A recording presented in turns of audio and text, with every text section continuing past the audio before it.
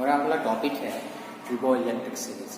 हमने last class में एक बात हमने बोला था कि जैसे मैं दो ऑब्जेक्ट को रब कर रहा था तो कोई नेगेटिव चार्ज हो जा रहा था, कोई पॉजिटिव चार्ज हो जा रहा था। तो ये नहीं समझ में आ रहा था कि ये पॉजिटिव क्यों हो जा रहा है, ये नेगेटिव क्यों हो जा रहा है। तो हमने यहाँ तक भी बताया था कि हाँ, इधर से इलेक्ट्रॉन ट्रांसफर होकर जाएगा, जिसके पास इलेक्ट्रॉन ज़्यादा होगा तो नेगेटिव चार्ज होगा, जिसके पास इलेक्ट्रॉन कम होगा वो पॉजिटिव चार्ज होगा। हमने सब बात किया था।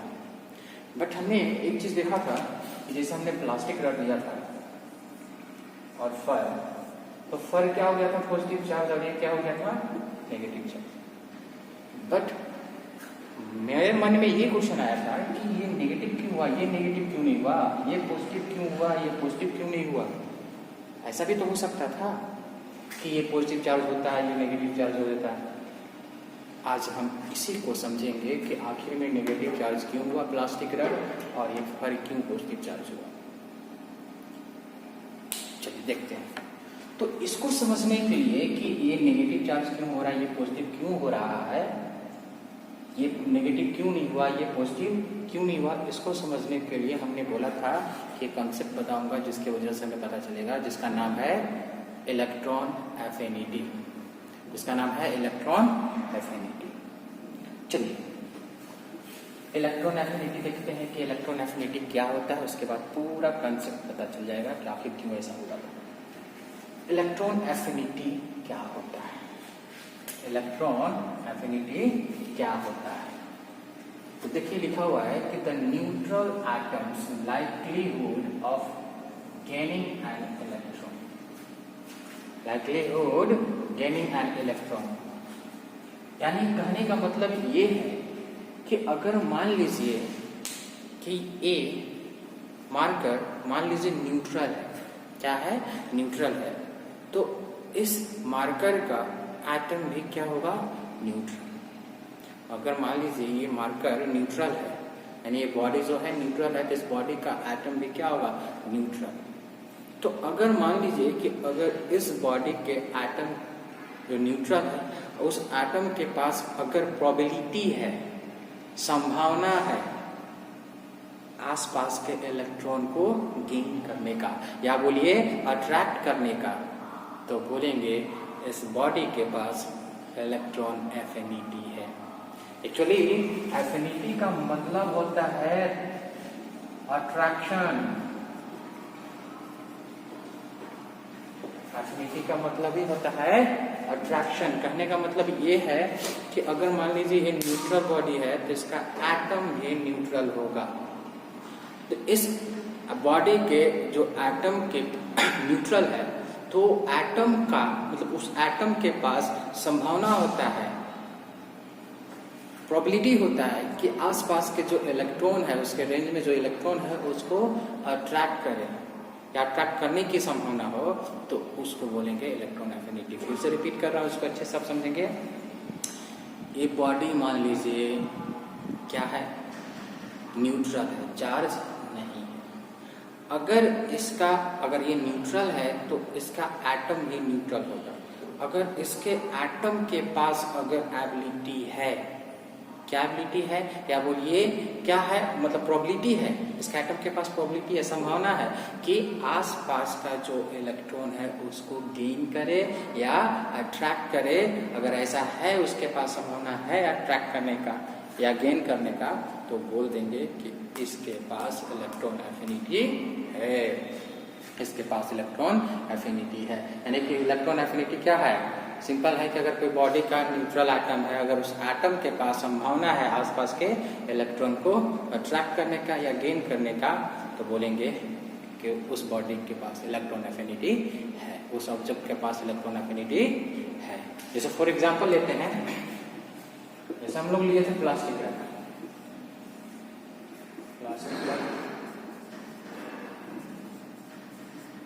और हमें दूसरा लिया था फर। तो हमने क्या देखा था कि फर में से इलेक्ट्रॉन प्लास्टिक रड में आया था, जिसके वजह से ये क्या हो गया था, पॉजिटिव चार्ज हो गया था। हमने क्या देखा था कि जब प्लास्टिक रड जो था या फर जो था, जब हम दोनों को रब किए थे तो तो ये क्या हो गया था, नेगेटिव चार्ज, ये हो गया था पॉजिटिव चार्ज। इसका मतलब क्या था कि भर में से इलेक्ट्रॉन प्लास्टिक रड में आया था, भर में से इलेक्ट्रॉन प्लास्टिक रड में आया था। तो अब यहाँ पे आप बताइए कि ये जो प्लास्टिक रड है और ये भर जो है, इन दोनों में से कौन सा ऑब्जेक्ट इलेक्ट्रॉन को अट्रैक्ट कर रहा है? भर कर रहा है, ये तो लूज कर रहा है, इलेक्ट्रॉन को अट्रैक्ट नहीं कर रहा है, लूज कर रहा है। जबकि ये अट्रैक्ट कर रहा है, ये क्या कर रहा है, अट्रैक्ट कर रहा है। यानी कि भर और प्लास्टिक रड में से प्लास्टिक जो है इलेक्ट्रॉन को अट्रैक्ट यानी कि गेन कर रहा है।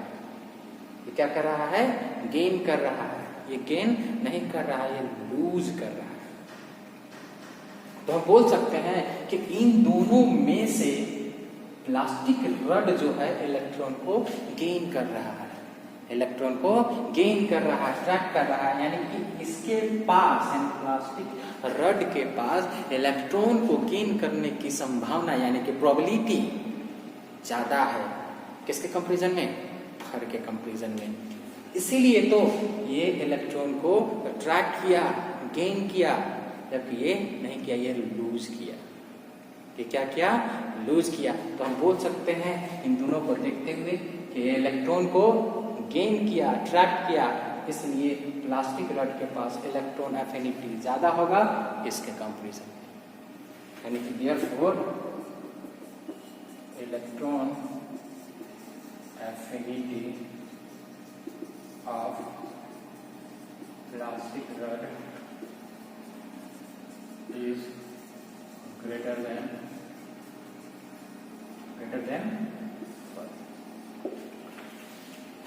अब इसको ना ऐसे समझते हैं कि जैसे मान लीजिए कि हमने दो ऑब्जेक्ट लिया और हम दोनों को रब किए। जब रब करेंगे, जैसे फॉर एग्जांपल ये देखिए मार्कर है और एक मार्कर ये है। जैसे मान लीजिए कि हम एक ब्लैक ले लेते हैं, एक ब्लैक कलर का, एक ब्लू कलर का। हम ये दोनों को क्या किए, रब किए। क्या किए, रब किए।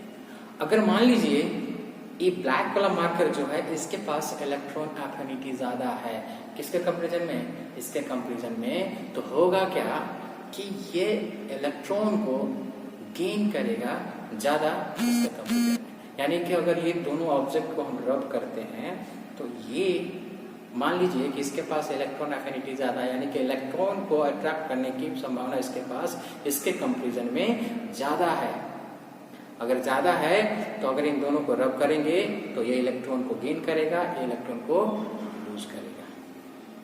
ये इलेक्ट्रॉन को गेन करेगा, ये लूज करेगा, तो ये नेगेटिव चार्ज हो जाएगा, ये पॉजिटिव चार्ज हो जाएगा। यहाँ पे देखिए प्लास्टिक रड और भर में से, दोनों में से इसके पास इलेक्ट्रॉन एफिनिटी ज्यादा है और इसके पास कम है। जब इन दोनों को रब किया गया था तो ये इलेक्ट्रॉन को गेन किया था, क्योंकि इसके पास संभावना, प्रोबेबिलिटी इलेक्ट्रॉन को गेन करने का ज्यादा था, इसलिए इसके पास इलेक्ट्रॉन आया और इसके पास नहीं आया।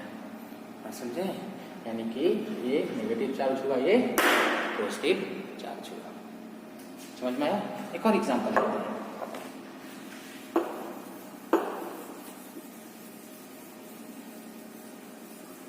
एक और एग्जांपल, जैसे ग्लास रड की बात की हम लोग।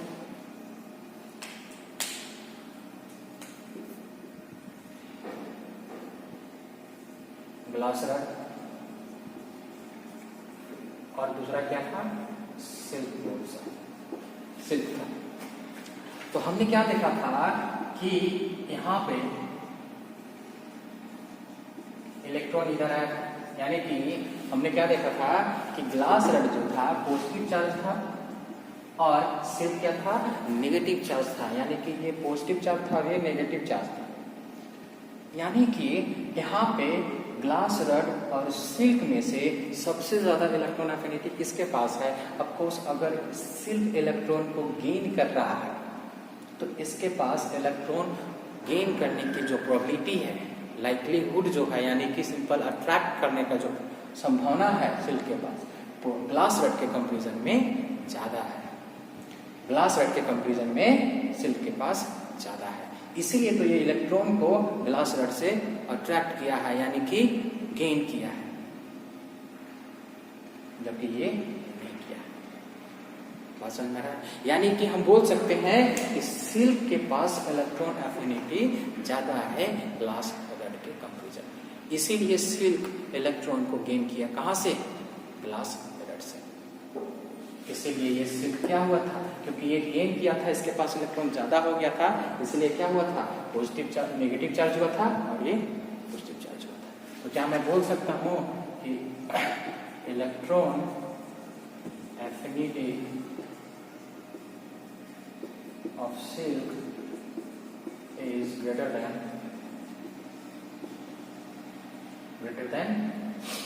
glass rod?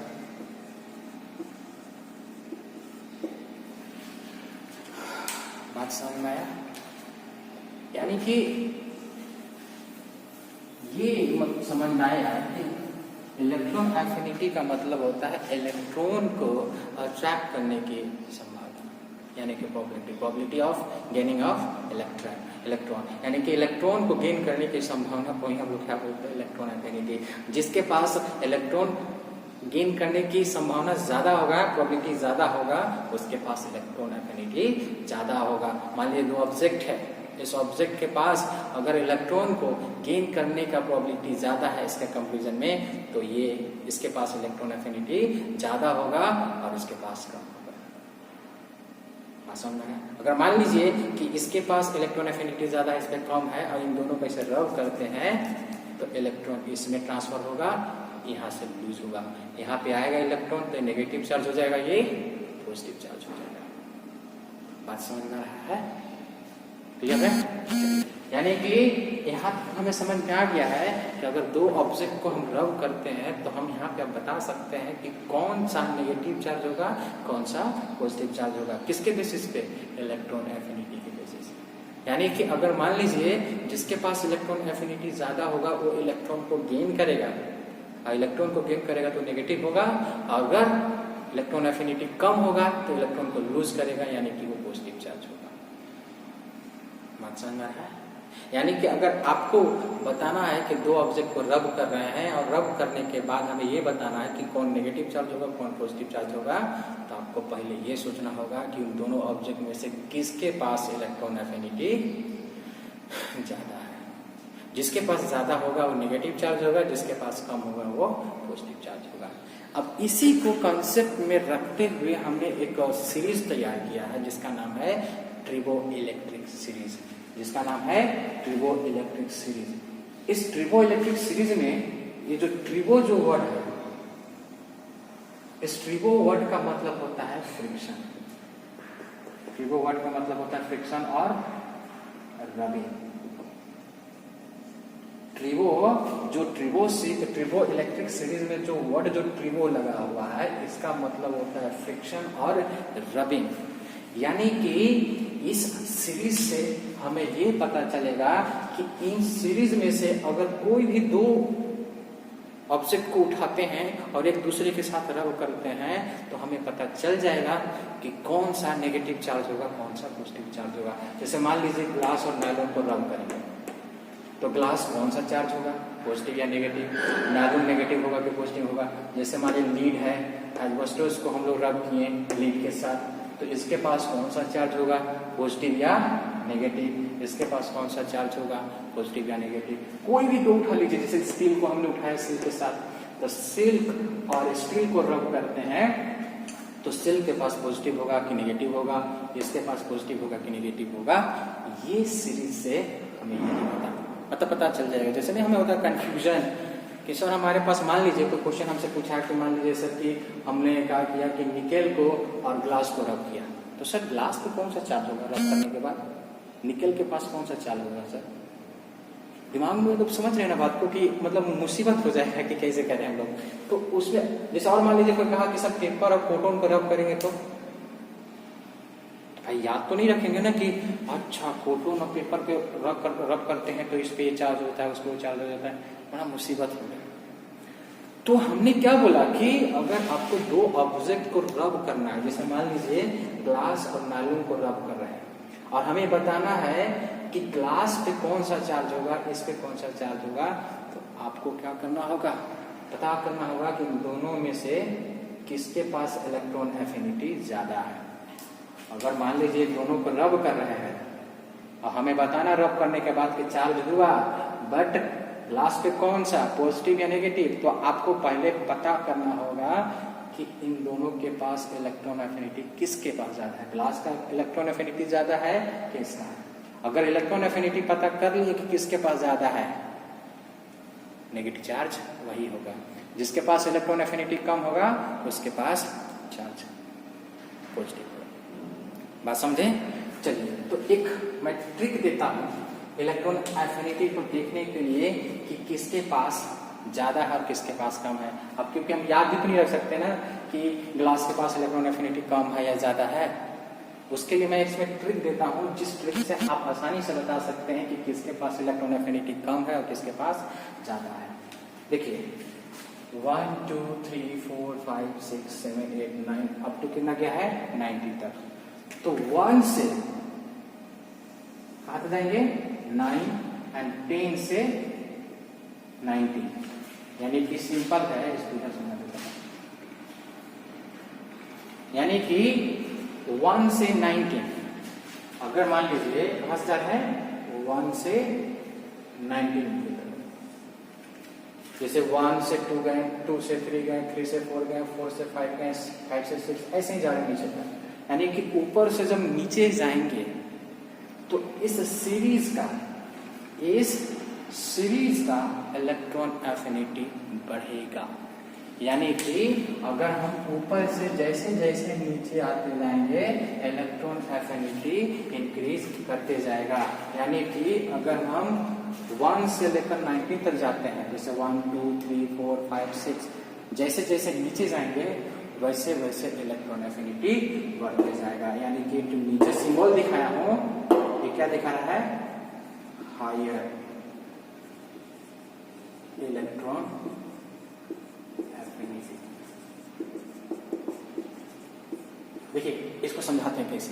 जैसे मान लीजिए कि ऊपर से जैसे जैसे नीचे आएंगे इलेक्ट्रॉन एफिनिटी बढ़ते जाएगा। जैसे मान लीजिए 1 और 2 है, तो एस्बेस्टोस एंड ग्लास ऊपर से नीचे गए हैं, यानी कि एस्बेस्टोस का जो इलेक्ट्रॉन एफिनिटी जो होगा ग्लास के मतलब ग्लास का जो इलेक्ट्रॉन एफिनिटी जो होगा इसके कंपैरिजन में ज्यादा होगा।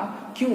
क्योंकि 1 से 2 है, ऊपर से जब नीचे आएंगे से तो इलेक्ट्रॉन एफिनिटी बढ़ेगा, यानी कि इसके एफिनिटी से इसका एफिनिटी ज्यादा होगा।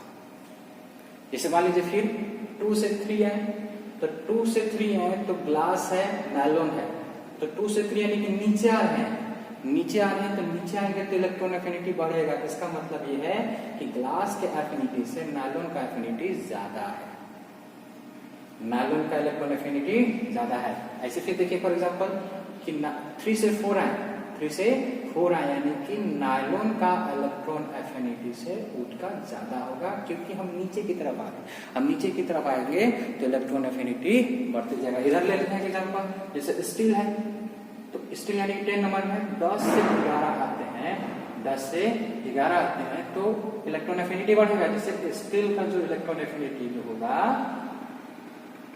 वो इलेक्ट्रॉन एफिनिटी हार्ड रबर से कम होगा, यानी कि हार्ड रबर का इलेक्ट्रॉन एफिनिटी ज्यादा होगा स्टील से। ये देखिए 15 ओरलोन का इलेक्ट्रॉन एफिनिटी से सेरन का ज्यादा होगा। टेफ्लॉन का इलेक्ट्रॉन एफिनिटी से सिलिकॉन का ज्यादा होगा। जैसे जैसे हम नीचे आते जाएंगे इलेक्ट्रॉन एफिनिटी बढ़ती जाएगी। बात समझे? अब ऐसे भी बोल सकते हैं, यानी कि 1 से 90 जाएंगे मतलब ऊपर की तरफ जाएंगे तो क्या होगा, इलेक्ट्रॉन एफिनिटी क्या होगा, इंक्रीज करेगा। और जब 19 से 1 जाएंगे तो इलेक्ट्रॉन एफिनिटी क्या होगा, डिक्रीज करेगा। इलेक्ट्रॉन एफिनिटी क्या करेगा, डिक्रीज करेगा।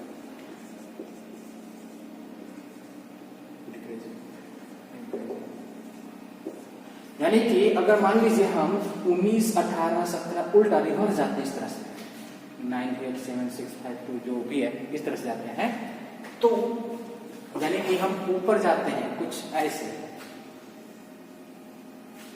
तो इलेक्ट्रॉन लेस इलेक्ट्रॉन।